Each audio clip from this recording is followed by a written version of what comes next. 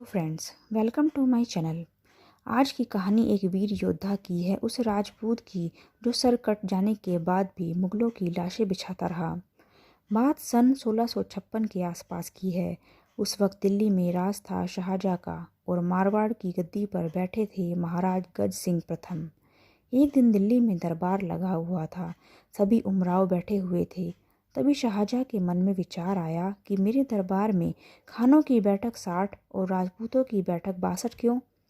2 बैठक राजपूतों की ज़्यादा क्यों है? सो उसने ये सवाल सभा में सबसे पूछा। कोई जवाब नहीं आया। तभी दक्षिण के सूबेदार मीर खान जहाँ खड़ा हुआ, हुजूर, राजपूतों की संख्या हमसे 2 ज़्यादा इसलिए है क्योंकि इनके 2 ऐसे काम हैं जो हम नहीं कर सकते। एक तो वो सर कटने के बाद भी लड़ते रहते हैं, दूसरा उनकी पत्नी उनके साथ जिंदा जल के सती हो जाती हैं। शाहजहाँ को बात जची नहीं, बोला, मैं नहीं मानता, इसको साबित करके दिखाओ तो मानूं। जोधपुर महाराजा गज सिंह भी दरबार में थे। उनकी ये बात अखरी। सभा खत्म हुई तो वे सीधे जोधपुर के लिए रवाना हो गए। रात को सोचते सोचते अचानक उनको रोहिणी ठिकाने के जागीरदार का ख्याल आ गया। कुछ दिन बाद अचानक एक रात को रोहिणी ठिकाने में 2 घुड़सवार बुजुर्ग जागीरदार के पोल पर पहुंचे और मिलने की इजाज़त मांगी। ठाकुर साहब काफ़ी वृद्ध अवस्था में थे, फिर भी उठकर मेहमान की आवभगत के लिए बाहर पोल पर आए घुड़सवारों ने प्रणाम किया और वृद्ध ठाकुर की आंखों में चमक सी उभरी और मुस्कुराते हुए बोले, जोधपुर महाराज, आपको मैंने गोद में खिलाया है और अस्त्र शस्त्र की शिक्षा दी है। इस तरह भेष बदलने पर भी मैं आपको आवाज़ से पहचान गया हूँ। हुक्म, आप अंदर पधारो। मैं आपकी रियासत का छोटा सा जागीरदार, आपने मुझे ही बुला लिया होता। जोधपुर महाराज गज सिंह ने उनको झुककर प्रणाम किया और बोले, आप मेरे पूजनीय हैं और गुरु भी। एक समस्या है और उसका जवाब मुझे मिल नहीं रहा, सो आपके पास बड़ी आशा से पधारा हूँ। फिर उन्होंने बादशाह के दरबार की पूरी कहानी सुना दी और कहा कि अब आप ही बताएं कि जीवित योद्धा का कैसे पता चले कि ये लड़ाई में सिर कटने के बाद भी लड़ेगा। रोहिणी जागीरदार बोले, बस इतनी सी बात? मेरे दोनों बच्चे सिर कटने के बाद भी लड़ेंगे और आप दोनों को ले जाओ दिल्ली दरबार में, ये आपकी और राजपूती की लाज जरूर रखेंगे। लेकिन लेकिन क्या महाराज? गज सिंह ने पूछा। महाराज, थोड़ा रुकिए, मैं एक बार इनकी माँ से कुछ चर्चा कर लूँ इस बारे में। महाराज गज सिंह ने सोचा, आखिर पिता का हृदय है, कैसे मानेगा अपने दोनों जवान बच्चों के सिर कटवाने को। एक बार महाराज गज सिंह जी ने सोचा, मुझे दोनों बच्चों को यहीं छोड़कर चले जाना चाहिए। पर जब उन्होंने देखा कि ठाकुर साहब ने ठाकुरानी जी को पूछा कि आपके दोनों बच्चों को दिल्ली मुगल बादशाह के दरबार में भेज रहा हूँ सिर कटवाने को, दोनों में से कौन सा सिर कटने के बाद भी लड़ सकता है? आप माँ हो, आपको ज़्यादा पता होगा।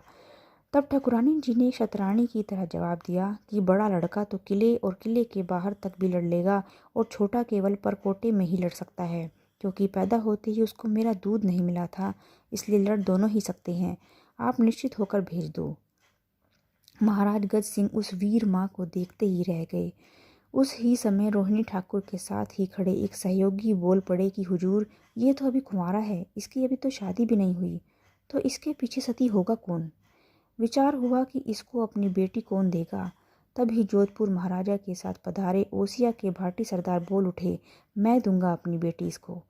भाटी कुल रीत आनंद सुवाती, कारण काज कुलकीत भटिया निये होवे सती। महाराज गज सिंह की घोर आश्चर्य हुआ, मान गए राजपूती धर्म को। अच्छा मुहूर्त देखकर महाराज गज सिंह की रोहिणी ठाकुर साहब के बड़े पुत्र तोंगा राठौर का विवाह रचाते हैं। पर शादी के बाद तोंगा बीदनी के डेरे जाने से इनकार कर देता है और कहलवाता है कि अब तो हम दोनों का मिलन स्वर्गलोक में ही होगा। यह कहकर तोंगा राठौर आगरा कूच करने की तैयारी करने लगते हैं। शाहजहाँ तक समाचार पहुंचाए जाते हैं। एक खास दिन का मुहूर्त देखकर तोंगा राठौर आगरा का रास्ता पकड़ते हैं। दिल्ली के दरबार में आज कुछ विशेष भीड़ थी और हजारों लोग इस दृश्य को देखने के लिए जमा थे। बादशाह शाहजहाँ ने अपने खास इक्के तोंगा राठौर को मरने के लिए तैयार कर रखा था। तोंगा राठौर को मैदान में लाया गया और मुगल बादशाह ने जल्लादों को आदेश दिया कि इसकी गर्दन उड़ा दो। तभी बीकानेर महाराजा बोले, ये क्या तमाशा है? राजपूत इतनी भी सस्ती नहीं हुई है, लड़ाई का मौका दो और फिर देखो कौन बहादुर है। बादशाह ने खुद के सबसे मजबूत और कुशल योद्धा बुलाए और कहा, ये जो घुड़सवार मैदान में खड़ा है उसका सिर काट दो। 20 घुड़सवारों का दल रोहिणी ठाकुर के बड़े लड़के का सिर उतारने को लपका और देखते ही देखते उन 20 घुड़सवारों की लाशें मैदान में बिछ गई। दूसरा दस्ता आगे बढ़ा और उसका भी वही हाल हुआ। मुगलों में घबराहट और झुरझुरी फैल गई। बादशाह के 500 सबसे खास योद्धाओं की लाशें मैदान में पड़ी थी। उस वीर राजपूत योद्धा के तलवार की खरोंचें भी नहीं आई। यह देखकर मुगल सेनापति ने कहा, 500 मुगल बीवियां विधवा कर दी। आपकी इस परीक्षा ने, अब और मत कीजिए हुजूर। इस काफिर को गोली मरवाइए हुजूर, तलवार से ये नहीं मरेगा। कुटिलता और मक्कारी से भरे मुगलों ने उस वीर के सिर में गोलियां मार दी और फिर पीछे से उसका सिर काट दिया। पर उस वीर के धड़ ने तलवार की मजबूती कम नहीं करी। तोंगा गिरता नहीं है। वे अपने दोनों हाथों से तलवार चलाते हुए मुगलों का कत्लेआम करते हुए खतरनाक रूप से आगे बढ़ता रहा। बादशाह ने तोंगा राठौर के छोटे भाई को अपने पास निहत्थे बैठा रखा था, ये सोचकर कि ये बड़ा यदि बहादुर निकला तो इस छोटे को कोई जागीर देकर अपनी सेना में भर्ती कर लूँगा।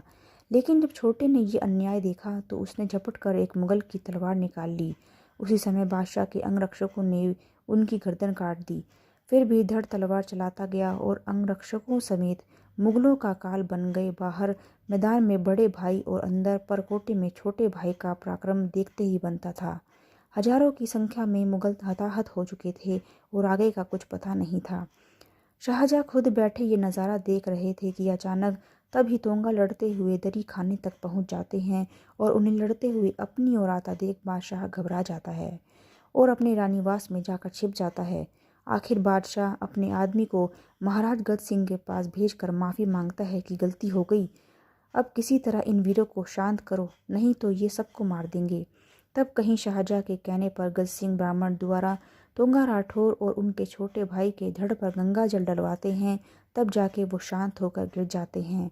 महाराज गज सिंह द्वारा राज के सम्मान के साथ उनका शव को डेरे पहुंचाया जाता है। वहां भटियानी 16 श्रृंगार किए तैयार बैठी होती हैं।